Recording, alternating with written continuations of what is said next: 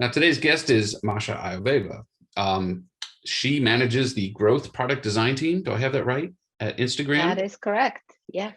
You've got years and years of experience designing digital experiences. You've worked at Apple. You worked on like the Nike athletic gear. Your name is on patents, all this kind of stuff. So, Masha, please introduce yourself and take it away. Sure. Thank you. I'm so honored to be here. Also feel in very enlightened company with Professor Thor. It's great to know that just to see you, Thor, after being together in grad school and through so many adventures since. So I am so excited to be here. I am mostly focused on trying to answer your questions. So I'm excited to share things that hopefully will be relevant to all of you. I have, let's see, a little bit about me. So I graduated from grad school from the same program Thor did as well, the Parsons Design and Technology Masters of Fine Art. My focus at the time was on multimedia, but I also did a lot of motion graphics. And I have basically my entire journey has been trying to find a path through with not very clear goals in mind. But somehow I feel very lucky. I have been able to work on some incredible products. I started out in the agency world. I worked with some of the really prominent agencies. So I worked with Publicis, which was at the time the fourth largest advertising agency in the world, and then switched over to RGA, which was and is a design agency at the time. It was mostly in New York. It has since expanded to multiple offices around the world. I got to work on Nike Plus, which was an incredible opportunity for me to do software inside an agency, which was something I was really craving to do. And so after working on Nike's digital sport division, I worked on I was the interaction designer for the first running app on iOS, the first one that used GPS after Nike moved from, well, this may sound quaint now, but at the time there was a hardware pod in the shoe that was tracking your gait. And when we stripped that away and actually moved to entirely tracking through GPS and through internal accelerometer tracking on the iPhone, that was a big deal. And so I was part of putting that technology and creating an experience around it for running. And then I moved to other digital sports things. I worked on a lot of pitches around digital sports. And one of the products I got to work on was, at the time, really, really innovative. It was the Fuel Band, which was one of the first trackers of overall activity. So again, very much working, understanding, tracking, then learning how to pair activity tracking with other devices like heart rate monitors. And then after that work, I moved to work at Apple. My dream was to get to work in a real software company. And I got to do my dream, which was at the time to work at Apple. I was the happiest person to get this job. I worked in the iCloud HI team, which is their human interface team. They have multiple human interface teams. There's a central one.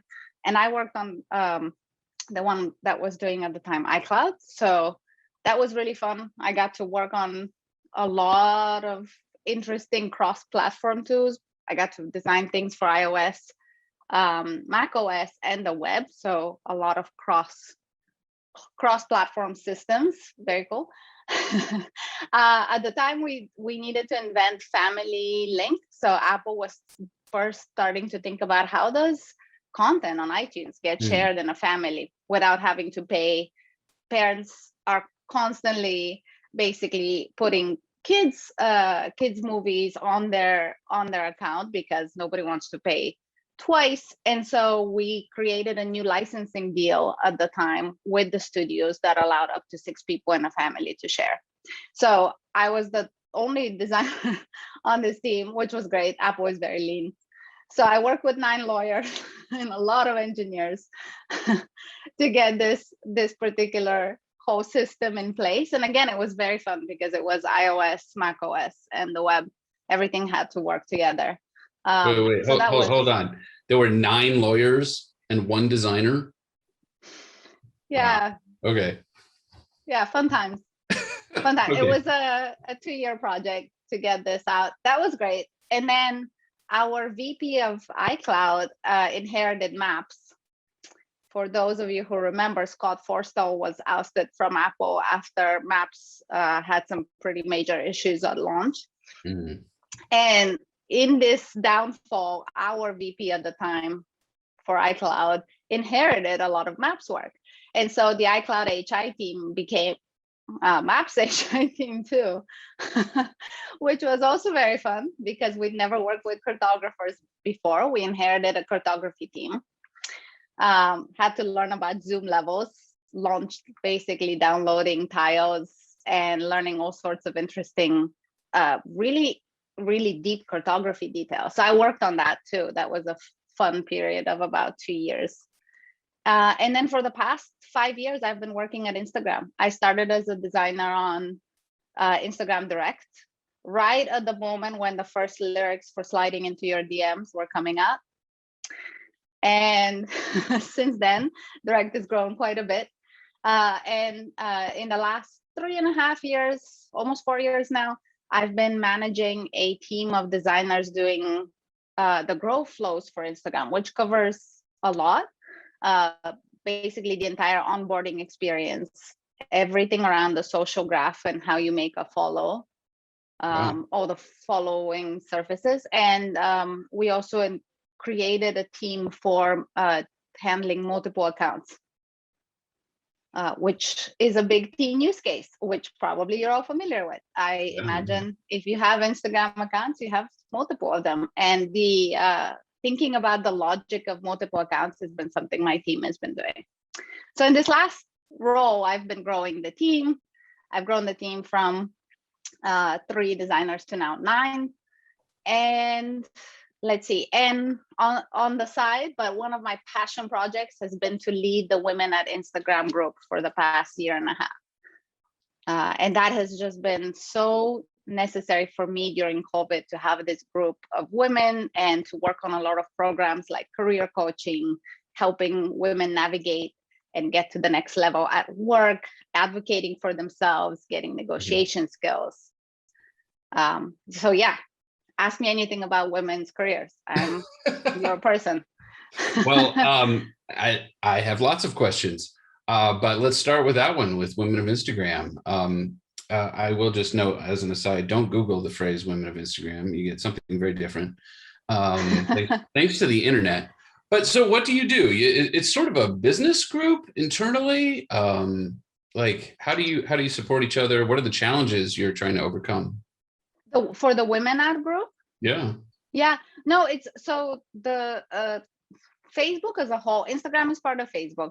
Facebook as a whole has a lot of employee resource groups, and Women Ad is one of those resource groups. They are run inside their business division. So I don't want to bore you with details, but Instagram is a business division within Facebook. And Right. within our business division, there are multiple resource groups such as Asian Pacific Islanders and Black Ad and Latin Ad, and as well as our Women Ad group. The Women Ad group at Instagram is one of the largest. We have 812 members as of today, because I was writing some summary, so you get the latest stats. Wow.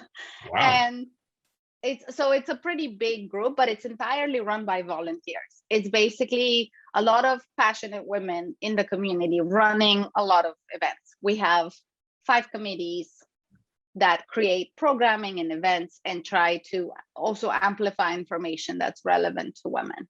Mm-hmm. I think, in my design education and in my like work in the corporate marketing world in New York City, there wasn't anything like that. There were no women designer groups or women programmer groups, anything like that. In fact, there just weren't a lot of women, and it's really encouraging to see more. And I am here, Honestly, all the women I know who are designers are better than me. So it's my job to help elevate them. When did you help start that? When did that start at Instagram? Like, when did you join that? Yeah, I actually joined the group soon after I started. It was pretty small back then. I definitely didn't start the group. Um, it was already in place when I joined. I joined Instagram in 2015, and then I must have joined the group a few months later. I was only the second woman designer to join the Instagram team in a group of about a dozen. Okay. And when I joined, the other woman designer on the team suggested I join this group, as well as the single content designer who was a woman at the time. Gotcha. So it was a pretty small group, but also it had about maybe 20, 30 women at the time. Mm-hmm. I mean, I feel like that's a really good response to this challenge of there's a lot of sexism and bias in the industry. Um, are you, I guess I'm trying to figure out how other organizations have tackled that in your experience, like Apple or RGA or others. Have they tackled it quite as head on as this? Yeah, well, so I'm not sure if if having the group necessarily translates into better numbers. So Okay. I think Silicon Valley as a whole in the last only it started to publish specific numbers, gender numbers, and underrepresented minority numbers only in the last, I think, 3-4 years. It hasn't been that long. And the ratio is still not great, especially in all the technical roles. In fact, I would imagine the ratio at marketing heavy and advertising heavy places is much closer to 50-50 than at many of these companies. I don't remember this being an issue at RGA in terms of not being the only woman in a room consistently, which is it was I definitely felt it as an issue when I moved to Silicon Valley. Yeah, but that said, Apple does have women groups. I have been part of those meetings and like attended panels that are organized. I think it's great to do. I mean, I think there are many problems. We still have to work hard at them.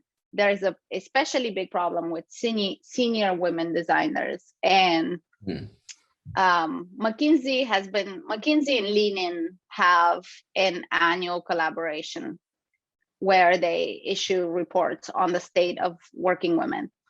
And I think last year, I think the year before 2020, so the 2019 report, I think, basically emphasized that the biggest problem is the first ring in the corporate ladder. So getting to the first level of management or that top senior position, that's where we really see women not getting to that position. It's unclear if there are obviously many factors that play into that, but that's a big problem because we actually see companies doing more at the very top. They're starting to now have board members who are women and increase representation at the very top. And we're seeing a lot at the very bottom. So entry-level jobs are quite equitable and we see good pipelines. The issue is with internal promotions and getting to senior levels. So the last numbers I saw for the digital technology and culture department were that half of our majors are women.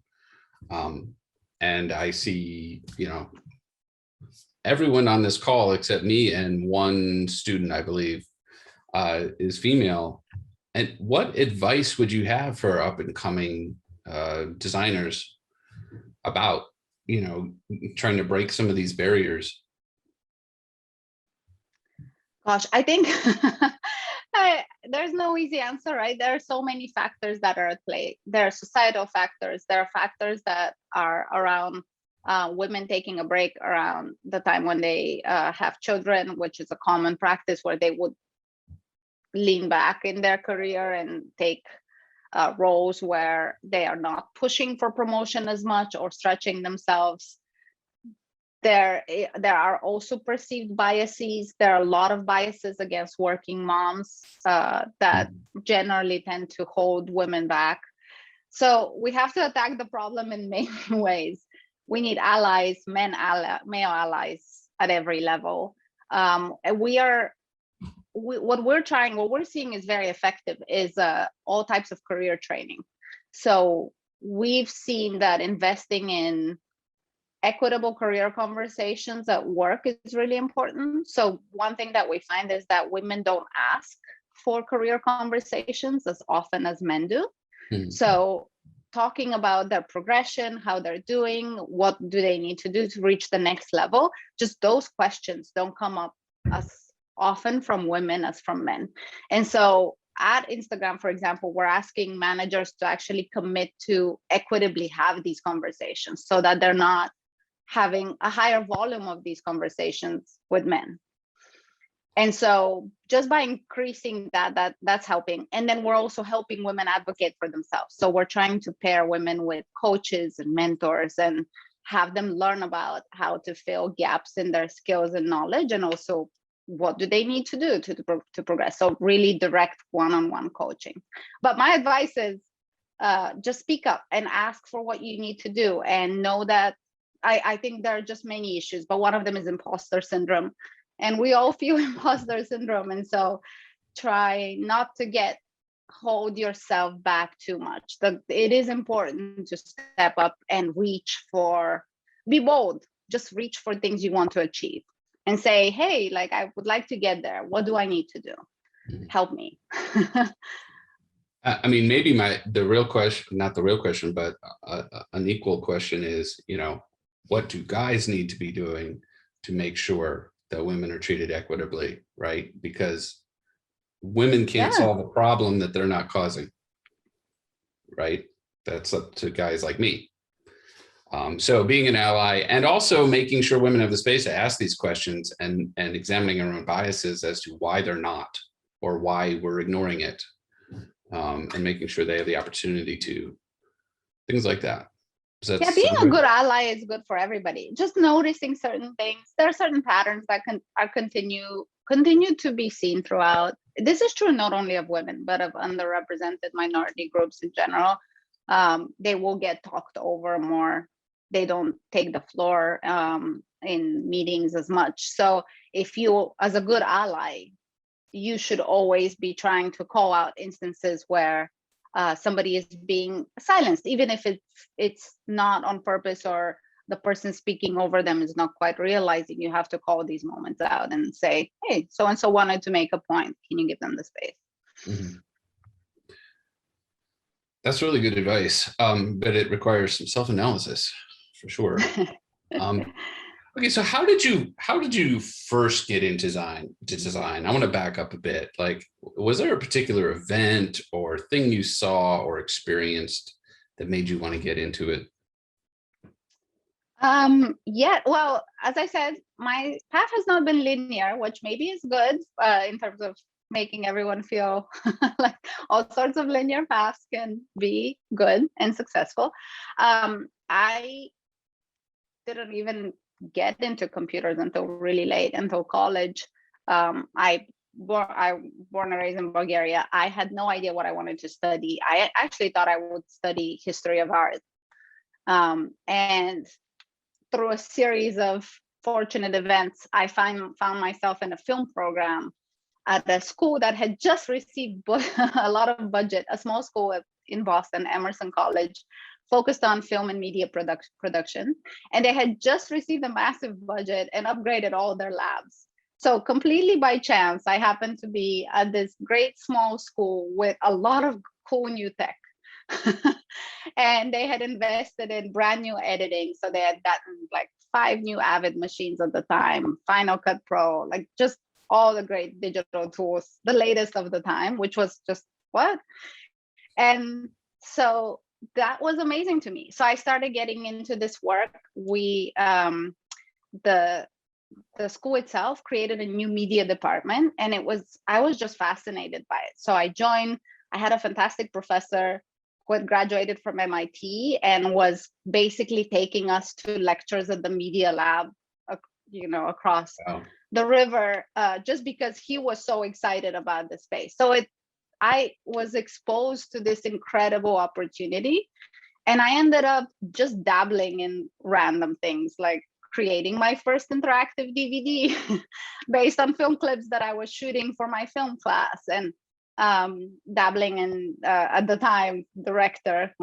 Wow, aging myself really. That was a while ago. Director in Flash, but it was just all so new and everybody was experimenting. You can tell that I'm pretty old by the fact that John Maeda was at the time at the Media Lab and like making his first experiments in code, and that's something that we went to see. I like this idea that you were dabbling, like you were experimenting and trying new things. Like you took advantage of this opportunity, which was just kind of like appeared, but you took advantage of it. Yeah, I was very much of the mindset. This is maybe, I'm from Bulgaria. I come from a family of academics, and I was very much raised in the belief that going to university is about uncovering knowledge. It's about challenging yourself and being curious and spending the time to do things that are absolutely not related to anything that's applicable to the world, because the rest of your life, the ethos of my family was the rest of your life you're going to do things that are driven by business goals. So when you go to university, that's the one time you get to do things and research proposals and things that are not at all driven by profit. So you should take advantage of that. Yeah, the profit you're measuring is not financial as much as it's intellectual. All right, yeah. So I was lucky in that. I was very lucky with this school. I also happened to get a very fun internship. Are you guys applying to internships for the summers? Yes? Yeah, we have a big internship program. Okay, awesome. So I did like some random course, two courses in graphic design, Illustrator, something. I was very bad, but I created a nicely laid out resume. That was my big accomplishment, and like a couple of samples. And I got this internship at ABC News in Boston doing news graphics live, which was awesome. Wow. I have to say that was awesome. So I landed in this place where at the beginning they wouldn't let me touch this amazing tablet. So the way that news graphics were done at the time was you actually had this custom hardware where you could sample. They would get the footage from the news crews right away, and you could play it quickly, and you have almost like a pen, like a Wacom tablet pen kind of thing. And based on the footage, you can grab a color, remix it to create the background of the news. Those like news, like the graphics that you overlay where it says who's speaking, and then sometimes they will be part of a set because they all have to add up to the story about whatever now, coronavirus or whatever it is. So this is this kind of stuff that we did. So we got the footage. It was great because it was super stressful. Like we would we would arrive and the newscast would be at 9, and so at 8:28 we would get everything, and we had to produce all the graphics in like 25 minutes because it was airing live.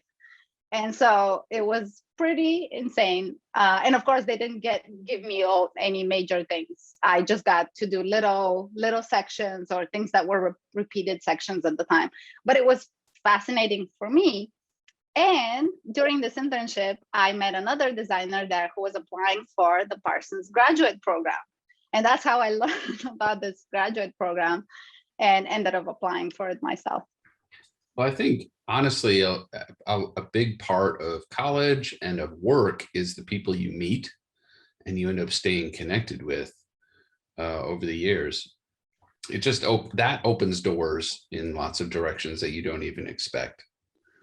Yeah, I've been thinking a lot about this. COVID has been such a tough time because so many things in life are dependent on chance encounters, and we Mm. just don't have those right now. It just, this past year has been, you're very deliberate in exactly who you meet, exactly who you speak with. But in fact, it's often the unexpected moments when somebody mentions something out of hand that triggers some association, or introduces you to somebody who then ends up mattering in your life. And it, yeah, I can't wait for us to go back to that kind of life.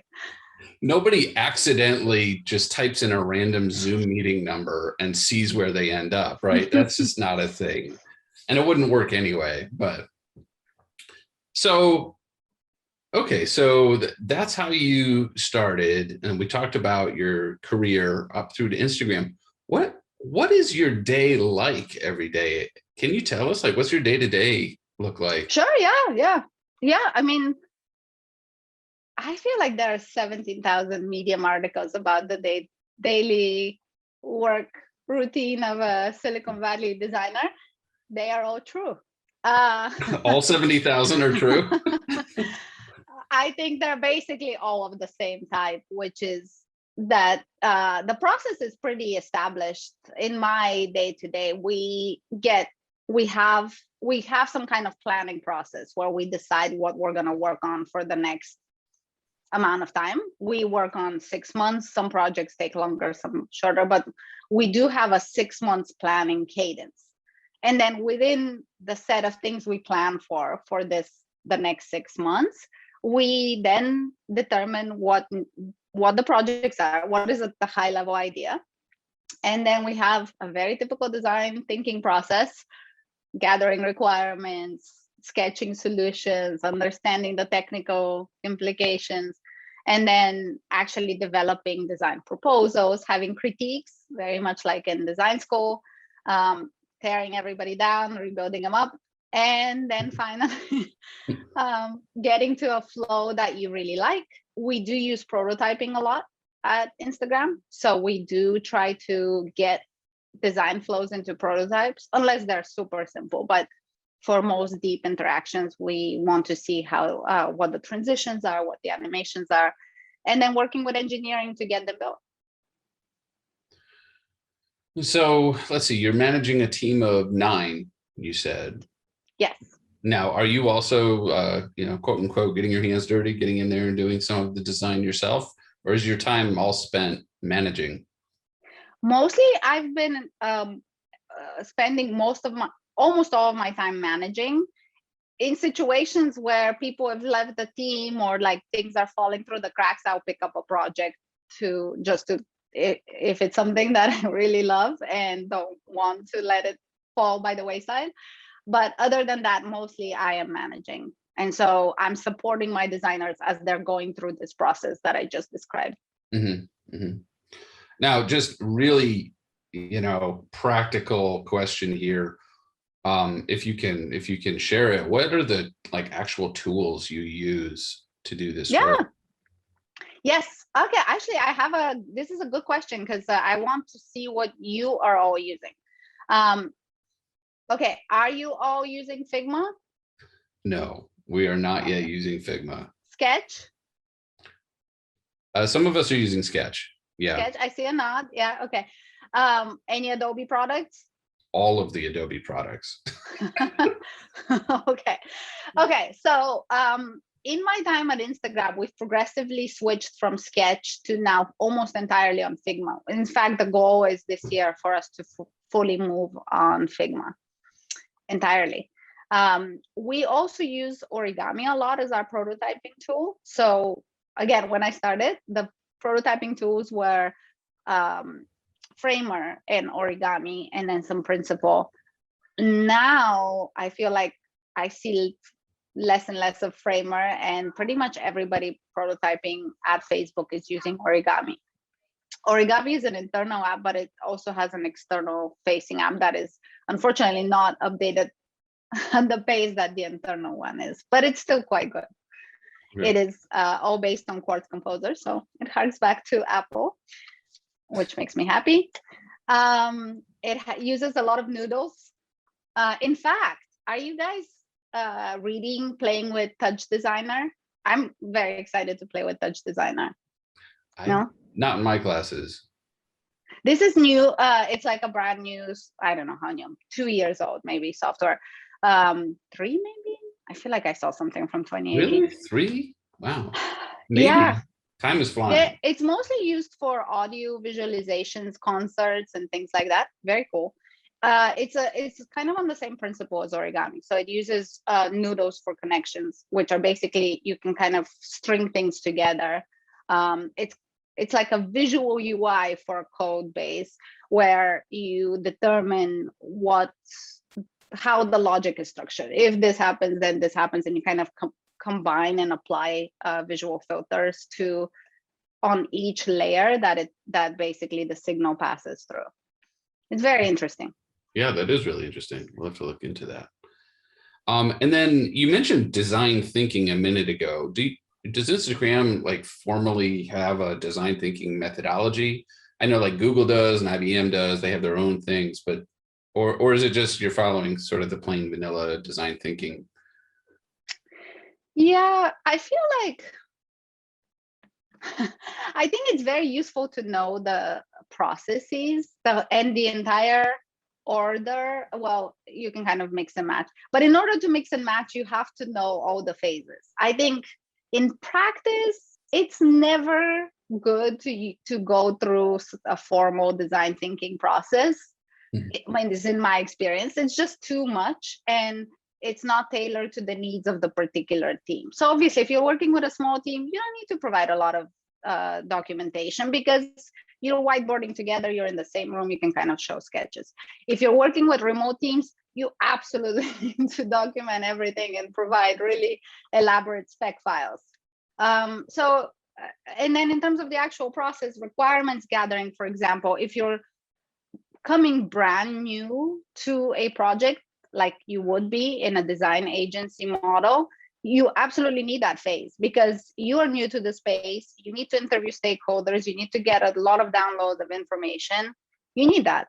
When you're supporting a product over 2 years, your requirements gathering phase is basically unnecessary, right? You've lived with this product for 2 years. You've been watching customer reports, suffering whenever there was a breakdown of the code or some kind of showstopper bug. And so you know everything, and you're just trying to address whatever there's like a brand new technology you need to integrate, or there's a super duper new use case that you have to think about. But it's just not, I just think you have to know the process so that you can choose which parts you need for each project. Has COVID changed this significantly, or is now everything a remote project, basically? Yeah. It's changed it in the fact that many people are brand new to the teams, and it's much harder to share knowledge. So what we've seen is we expect that by the summer, 1/3 of Instagram will be new employees who started after COVID. Wow. That's impressive. So that's a lot crazy. of onboarding. Yes. Well, also we're growing. So the between growing and just new people and attrition, like that's a lot of new people to the team. So I feel that in the first months of COVID, everybody had a lot of personal relationships built up, and you could just work based off of knowing the people and having had coffee with them, and just knowing more about their lives and how they think. And obviously now this is entirely not the case. Now we're doing a lot more meetings, a lot more just sharing knowledge and alignment, and more documents, which is hard. It's really hard to keep up these days. You know, a minute ago, you mentioned one of the problems with all of this online Zoom stuff is that we don't have these chance encounters anymore. And I feel like that still applies within an office environment and within a team environment, because the chance encounters aren't with strangers, but it might be the chance chat where you find out more about each other, and just the familiarity and the friendship that you build, you know, the water cooler talk, as they used to call it, or whatever it might be. You just don't get that anymore with Zoom. Yeah, isn't it the same with your classes? I mean, it's hard to really relate and Mhm, find a buddy for a project if you never have the chance to mhm. hang out. Well, I think it's even harder for the parent. Wow. The professor student relationship is not the same. I mean, many of the students I have multiple times, so I still build up a relationship there. But when I have a student for the first time, it's very difficult to know them the same way I did if we were in a classroom and working on the computers together and so on. It's definitely different. And Yeah. there's those chance encounters, like you overhear something, or something happens, and you or you just have random conversations like people do when when they're getting together all the time, right? Yeah, I see it as a manager. In fact, this was a big shock to me after the first time I had to do performance reviews in COVID, because I was missing crucial updates. Because usually, like you said, I'll just pass somebody in the hallway and they'll be like, your designer did this amazing presentation just now. And like everybody cheered them. And I would get these soft feedbacks throughout the day and the week. Or, did you guys talk about that one presentation? Yeah, it didn't seem to go. And it would give me all of these ways that I could be checking in with my designer. And meanwhile, in the remote world, the process itself became more formal. I had to explicitly ask for feedback, which then puts people on edge. And like they're trying to be very specific with the type of feedback they provide. And I was missing so many of these softer signals in general. I like that. I like that. The softer signals. It's the informal, almost intangible aspects of our communication that still add up to kind of a huge substance, like Yeah. the It big meaning of it it. it adds up, and you can also check in earlier, because if somebody's going off track, hearing twice 3 weeks in a row that somebody is not doing so well, I would be right there checking in with them, helping to clear that next hurdle together. And you're just not able to see that as well with this kind of distance. And also you're missing, I think the nonverbal communication cues are really hard, because wow, it's video, and so we see each other, between the lag and the way how much you can actually see, you're really missing again on a lot of smaller signals that would otherwise show you that you need to dig deeper or ask more questions about this one thing. Yeah, definitely. So given all of this, and everything from Emerson to Instagram, um, is there anything you wish you had known before you got into design or user experience design? Is there one or two pieces of advice you would give to a college student who's studying these things? Yeah, I struggle. I this type of question is very difficult for me, because on the one hand, I'm not sure I would be the person I am if I hadn't lived through the experiences that I had to live through and grapple with at the moment they were happening. So I I'm so maybe what I should say is I'm an optimist, and I generally value all the life lessons I've had to do. I've had my share of tough times, obviously immigrant. I've lived in New York with rats, the deal. But I generally think all of these were life forming, character forming things that I had to go through. So it's hard to know what to say. Basically, just keep going. I think my two life lessons for myself are generally be bold and persevere. You have to want to reach higher, mostly because you are going to fail. But if you aim high and fail, you'll be further than if you aim low, is my thinking. And that generally has worked for me. So aim high so that even if you fail, you'll be actually further ahead. And then persevere. I honestly think I'm in the Woody Allen camp of 99% is perseverance. Just show up. Generally, a lot of things are not as scary or hard once you start breaking them down into pieces and tackling them. Mhm. I think that's really important too, that the pieces are things you can do. Maybe the whole thing on its own looks like something you can't do, but it really is just a whole bunch of pieces in a row or in a pile. Yeah. How do you get inspired? Like, where do you go for inspiration or creativity or? Oh yeah. Well, good question. I have put a children's book illustrator behind me. I love children's books illustrations. I happen to also have 2 toddlers right now, so that is what I am surrounded with. This is a drawing by Chris Houghton, and so excellent books if you ever get a chance to see his drawings. I love children's illustrations. I love traditional art. I think inspiration is everywhere, even mostly nature. Mhm. Right? I mean, wherever you find inspiration, I think I could probably find it too. I think curiosity is key to be inspired, right? As long as you have curiosity about how is this made? How does it work? What does it mean? You Mhm. always find something to dig into, and then that gives you maybe a spark about something else you're doing or have been thinking about. I Where do you really get like. inspired, Thor? Um, I sleep. No, I really like this idea because I think you may have just crystallized something that I was trying to figure out, because um, it's curiosity about wherever you are, whether you're walking down an urban street or you're walking through the woods or you're at the beach. Curiosity about the things around you is where I find inspiration.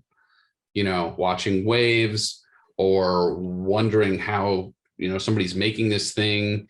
I remember I used to have to walk through, several New York City neighborhoods to get from the train to where I was working. And between the smells of the bakeries and maybe some of the less pleasant smells that you get in urban environments, they're still like, well, why is this here? How is this happening? What spices are they using? That smells amazing. I don't know. Just curiosity is actually a really important part of inspiration, I think. And the Yeah, fact, and the yeah. process of making, right? I find that, well, at least for me, I'm fascinated by how people make anything. So I'm the person who goes to the salon and is like, why does your scissor have a notch here? Is that because you turn it around and you have to, put your uh, middle finger to rest on it so that you don't actually make a mistake? Like, these kinds of things really matter to me. I'll actually go and interrogate people. And I find that cooking shows do that for me too, because it's so precise and you're thinking, oh, okay. And you need this gesture. And it's a lot of things like design. Design is about craft, right? And craft comes from practice. You cannot have good craft without practice. And so you need daily rituals of practice for everything that Mm, is like that. And it's similar to cooking, where you get better at doing the gestures and being precise by making. And so I generally really like these kinds of anything that can get me into the process of reflecting on making. I think is fascinating. mhm. Which I should plug in that I have a friend who's running a site that I've been trying to take advantage of, but of course now with COVID again. It's called Vacation with an Artist. Have you heard of it? Okay.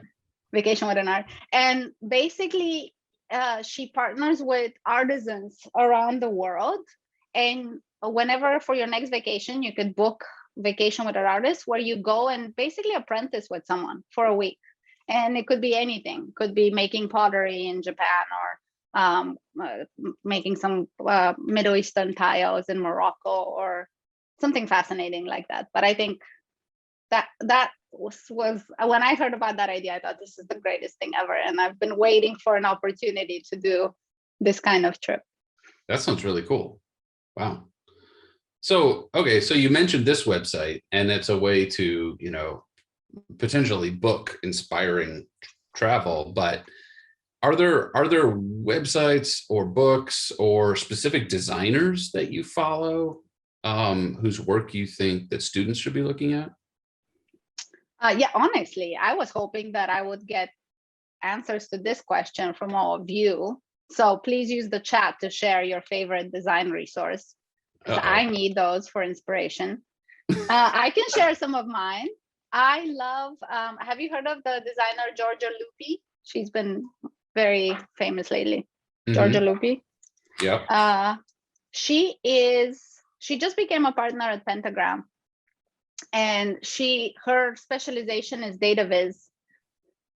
And let's see, what is she most famous for? She has had a couple of shows at the at MoMA, specifically on data viz. She created a project, Dear Data, with a friend of hers, where they were actually visualizing parts of their own day every day with a postcard, and it's now a great design coffee book if you need one. Okay. But she has some really interesting projects.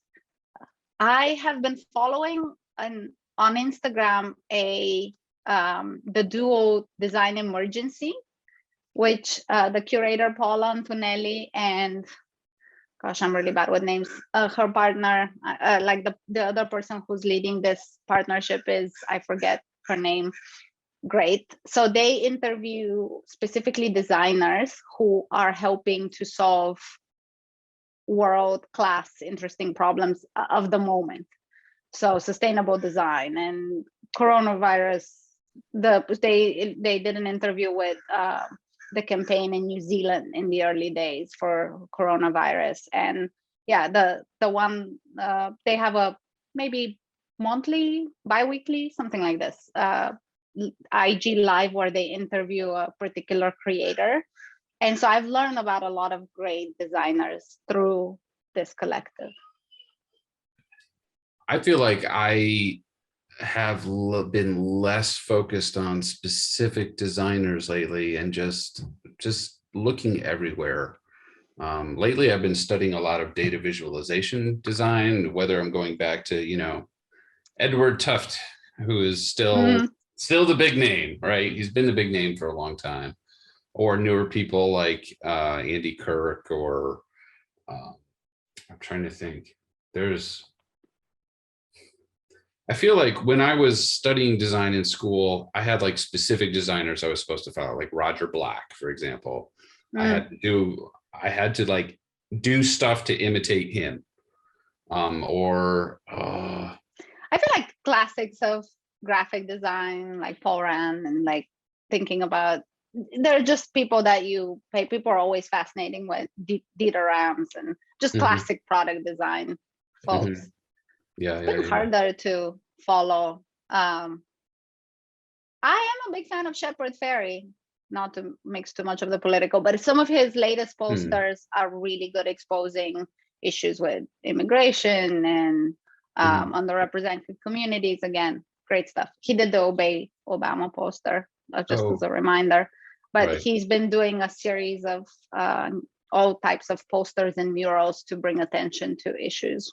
There's a montage artist named Lincoln Agnew who's done a lot over the last few years, particularly political work. Lincoln Agnew, see, add it to the chat. Hey, guys, you're not contributing to the chat. Ladies and Spencer. We actually need some. I can also recommend on Instagram a long last name. Oh, Lincoln Agnew. Okay, need to jot this down. We just had a collaboration on Instagram for Women in STEM for Pi Day. For Pi Day, we released 3 new stickers promoting women in STEM, and they were designed by an artist named, on Instagram, her name is a long last name because her actual name is Amanda, insert long Thailand name. And she's been great. And she has now been, because she's so outspoken about the crimes against the Asian community right now. She also just got one of her illustrations featured in Time last week, and she's blowing up right now. So follow her. And you put her in there? Christopher Neiman is great. I am a huge fan. David McCandless.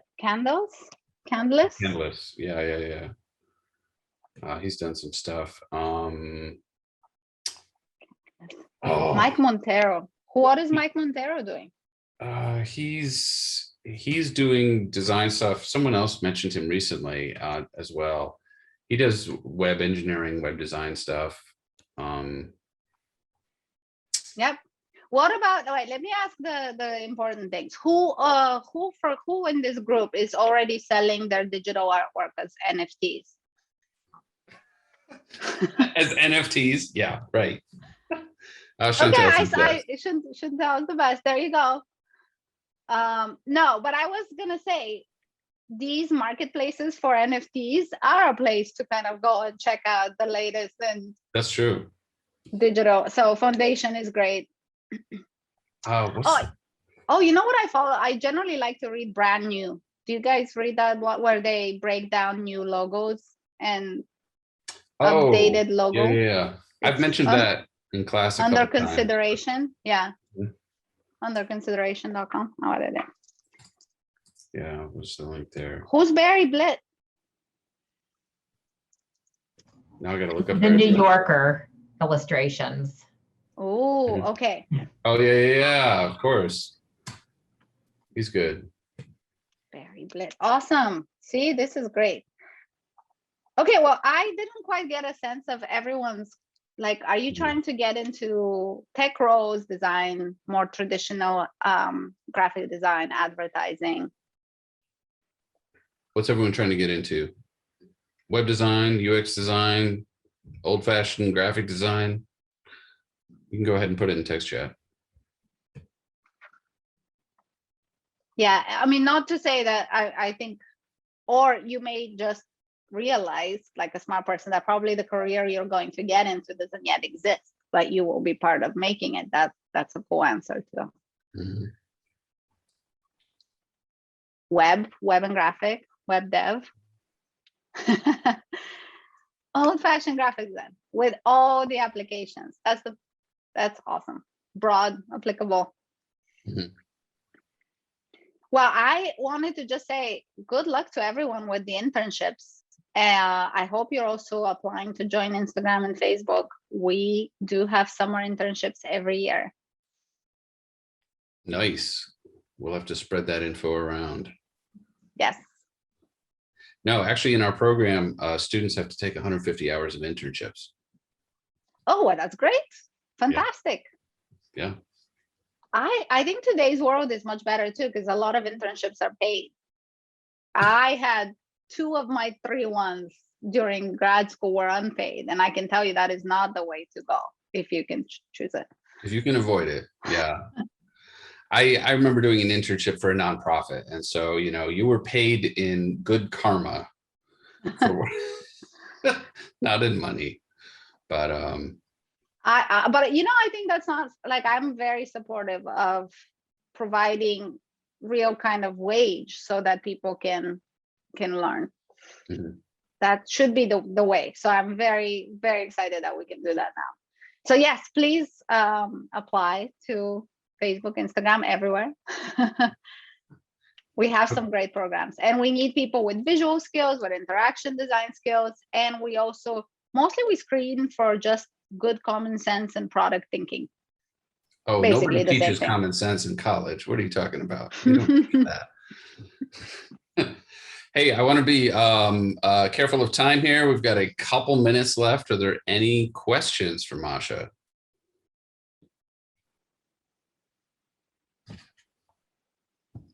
Masha, do you have any other questions?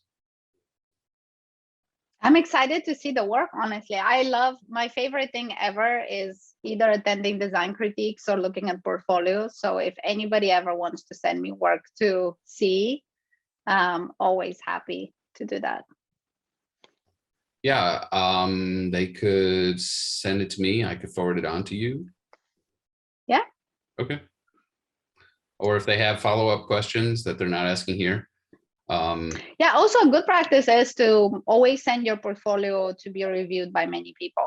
AIGA does really good portfolio review days, and I'm sure they do that. I hope they're doing that during COVID.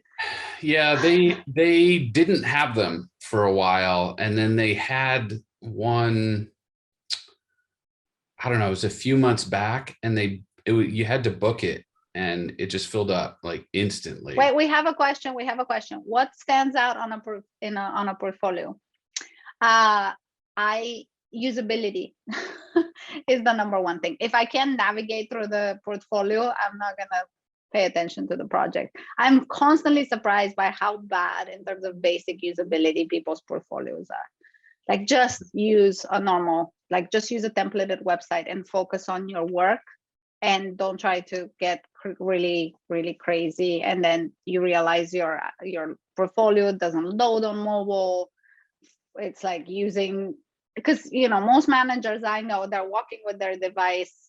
They have like 6 minutes in between meetings to check a portfolio. Half the time the portfolio is viewed on your phone. So make sure you always test your portfolio on mobile, and just make sure you can navigate from the first to the last project in a clear way without having to jump back and be stuck in random loops that drive everybody insane. Yeah. Yeah, it's funny because I was just reviewing somebody's portfolio today, a student who's not here at the moment. And my advice for this person was that it was over-designed, and the portfolio is a container to display your work, and the container should not distract you from the work. Yeah, I mean, I can always think of exceptions, but usually that is the sound advice. Let the container recede in the background, focus people on the work. Because, okay, to get to the hard skills, I do value visual design a lot. So I look for great hierarchy of typography, good use of color, everything that is just classic graphic design sense, visual sense. And then for Instagram in particular, we value mobile design. So we look for native mobile experiences above all. Mm-hmm. So emphasizing those for us is key. But of course, we also look at, for student work, we look a lot more at potential. So we look at what was the problem and how did you approach it, and can you show your process?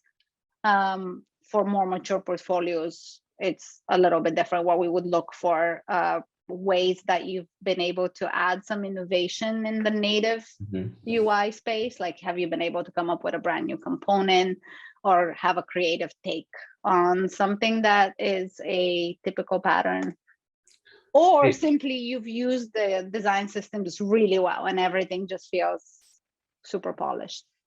Okay, so back up a second there. When you're talking about student portfolios, you mentioned the phrase "show your work" or process, "show your process." Yeah. What do you mean by that?